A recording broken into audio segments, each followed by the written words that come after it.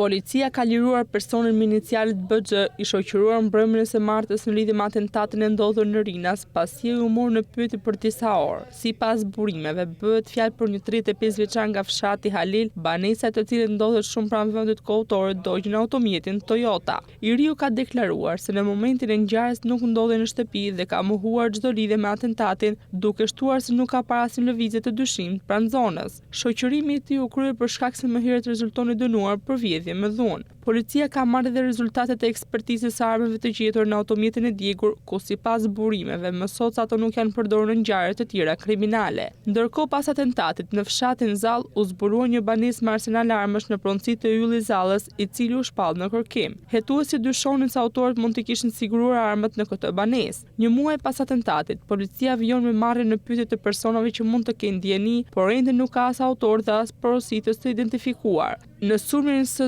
11 nëntorit, i kryer në mesditë, mbeti i vrarë Gilmando Dani, ndërsa miku i tij Muçi Shaljani ndërroi disa ditë më vonë në spital. Të dy sapo kishin mbërritur nga Barcelona, kur atentatorët i zun prit në rreth rrotullimin e Rinasit.